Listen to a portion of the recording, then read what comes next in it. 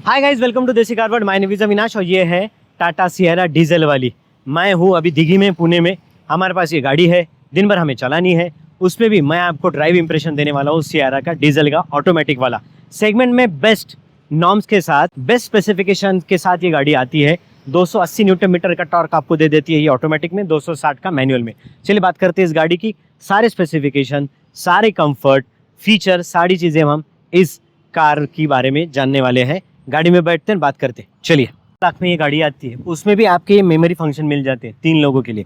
अपने हिसाब से सेट करो, जब भी आप यहाँ पे बैठोगे आपके हिसाब से गाड़ी सेट हो जाएगी। चलिए, तो भैया ये है डीजल AMT टाटा सिएरा वाला।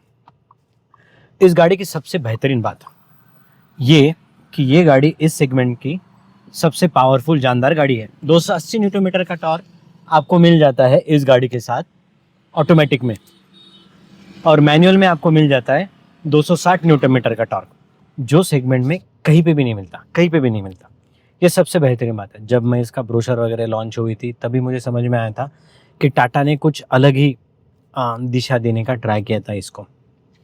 चलिए बात करते हैं गाड़ी के बारे में। इस सेगमेंट की सबसे बेहतरीन गाड़ी ये क्यों है, वो भी डीजल में आपको मैं बताता हूँ। पावर फिगर की तो बात हो गई, अब बात करते हैं कंफर्ट की। दोनों भी सीट वेंटिलेटेड मिल जाती है, मेमोरी फंक्शन के साथ अवेलेबल हो जाता है। एडास के ऐसे ऐसे फीचर है जो आपको बाकी सेगमेंट में कहीं पे भी नहीं मिलते। जस्ट एग्जांपल, 80 किलोमीटर का ये रास्ता है, इसकी स्पीड लिमिट है, मेरी गाड़ी 90 पे है। What it will do, it will retrospect check करेंगे, और वो जो बोर्ड रहते हैं आपके वहाँ पे वो चेक करेंगे कि इस रास्ते की लिमिट क्या है, स्पीड लिमिट। उसके मुताबिक ये थोड़ा चेंज कर लेंगे आपके स्पीड को। अच्छा, आपको पहले वो अलर्ट देगा, अलर्ट देने के बाद यहाँ पे अलर्ट आ जाएगा। अगर आप कम करते हो तो ठीक है, नहीं करते हो तो गाड़ी विल मेक श्योर कि वो स्पीड कम हो जाए। ये बहुत बेहतरीन बात है। Just take example of Lonavala Ghat, जहाँ पे वो घाट जो सेक्शन आता है वहाँ पे 40 और 50 की स्पीड है। अगर गलती से भी 60 का स्पीड हो गया आपका, 50-60 का, तो गाड़ी विल रेट्रोस्पेक्ट चेक करेगी, गाड़ी का स्पीड अपने आप 40 पे लेके आएगी। मतलब चालान तो नहीं कटेगा भैया सियारा में बैठने के बाद, दैट्स फॉर श्योर। ठीक है, और स्क्रीन तो इतनी बड़ी है। बात करते हैं विजिबिलिटी की। विजिबिलिटी ये है कि यहाँ पे दोनों भी साइड के बोनेट दिखते हैं, तो थोड़ा कमांडिंग पोजीशन में बैठता हूँ। सीट एडजस्टेबल सीट है, 12 वे, तो आगे पीछे भी हो सकती है। लंबर सपोर्ट भी अच्छा खासा मिल जाता है, पैडल शिफ्टर मिल जाते हैं, तो मेरे हिसाब से मैं थोड़ा पुश भी कर सकता हूँ गाड़ी को, या फिर थोड़ा जोर लगाना हो लो रेव पे तो वो भी कर सकता हूँ। गाड़ी जब मैं चला रहा हूँ तब बात करते हैं कंफर्ट की। अच्छा, ये हो गया आगे की सीट। पीछे की सीट के कंफर्ट के बारे में बताता हूँ। 3 लोगों की सीट है, चाइल्ड सीट, आइसोफिक्स सीट आपको मिल जाती है। लेकिन मीडियम साइज के, मतलब मैं तो मीडियम नहीं हूँ, लार्ज हूँ, तो 4 बंदे तो अपने आप बैठ जाएंगे, 3 बड़े लोग और छोटा बच्चा भी बैठ सकता है, तो वो भी कंफर्ट की इशू नहीं है। 622 लीटर का बूट स्पेस है, मतलब भैया और क्या लेके जाओगे आप। हाँ, 5-6 लोगों का स्पीति वैली जाने के लिए, लद्दाख जाने के लिए पूरा का पूरा आपको सामान बैठ जाएगा, तो वो टेंशन नहीं है। स्पेस का तो कोई प्रॉब्लम ही नहीं है। अच्छा, वो एडास के जो फीचर है ना, वो 21 फीचर जो मैंने आपको बताया, वो सारे के सारे फीचर आपको यहाँ पे मिल जाते हैं। That is also best thing. अब ये तो होगा इंटरनल कंफर्ट के बारे में। ऑटो डिमिंग IRVM मिल जा, ORVM है, ठीक है। अच्छा, ये ऑटो डिमिंग IRVM है, ORVM भी अच्छा खासा मिल जाता है, यहाँ से सेंट्रली सेट कर सकते हैं। अच्छा, टेरेन मोड भी यहाँ पे दिए गए हैं, तो कहीं पे अगर जाना भी हो तो आप वो भी वहाँ पे मैनेज कर सकते हो।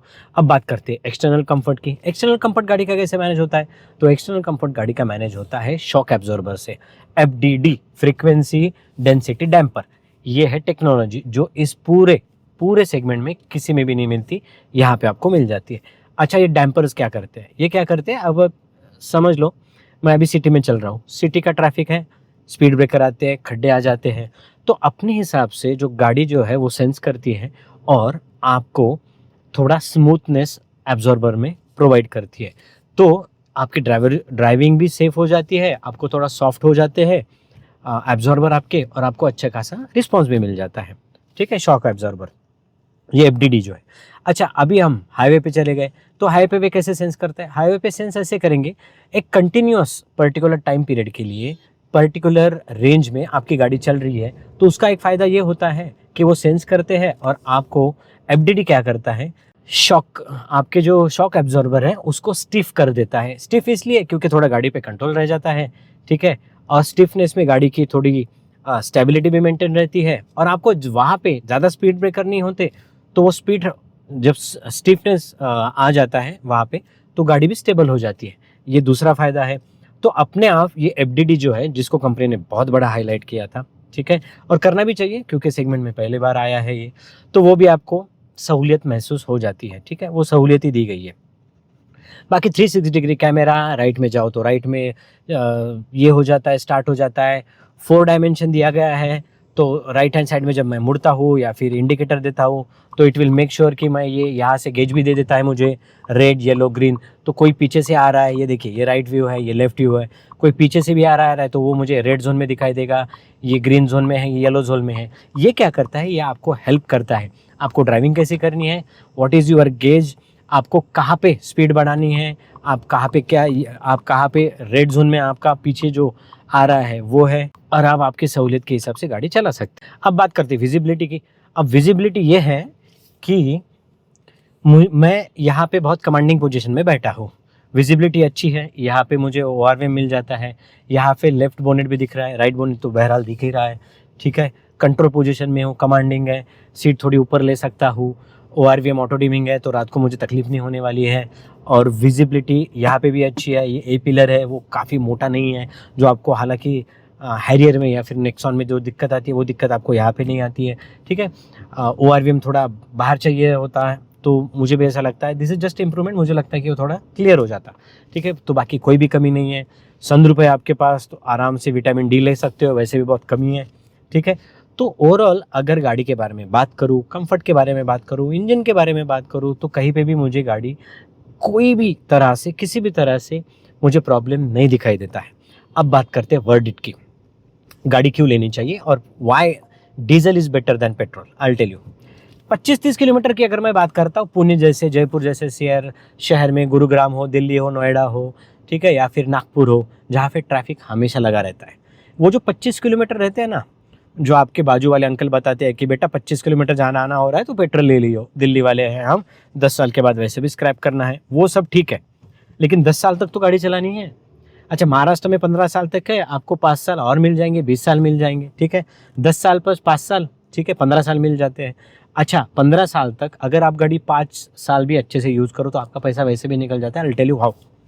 ये 25 किलोमीटर का कोथरूड से स्टार्ट करो, हिंजवड़ी जाओ, या फिर बानेर से स्टार्ट करो, हिंजवड़ी जाओ, या फिर खराड़ी जाओ, ये जो 25 किलोमीटर का ट्रैफिक है ना, यही बहुत बड़ा सरदर्द है। पेट्रोल की जब हम बात करते हैं तो माइलेज फिर कम मिलता है, फिर वो जो रन टाइम में रोज़ जो पैसे देने पड़ते हैं ना, दैट इज़ ए इशू। इससे अच्छा है 18.5, 19, 20 तक का माइलेज आपको मिल जाता है हाईवे पे, 16-17 तक एवरेज मिल जाता है आपको यहाँ पे सिटी में, और क्या चाहिए, ठीक है। फ्यूल एफिशिएंसी अच्छी मिल जाती है तो आपको तकलीफ नहीं होती है, और आपके बजट के हिसाब से भी है। अच्छा, वो जो नॉर्मल है ना कि मेरे पड़ोसी ने ये लिया तो मैं भी वो लूँगा, उस चक्कर में मत पड़ो भैया।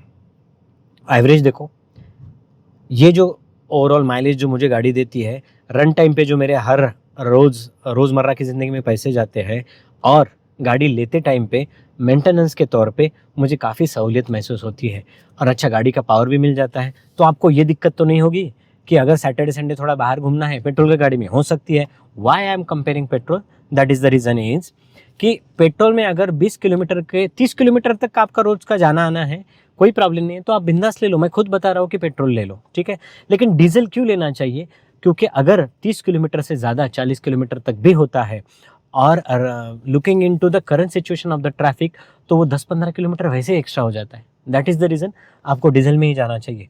पावर का पावर मिल जाता है, अच्छी खासी सहूलियत मिल जाती है, 280 न्यूटन मीटर का टॉर्क है, और क्या चाहिए।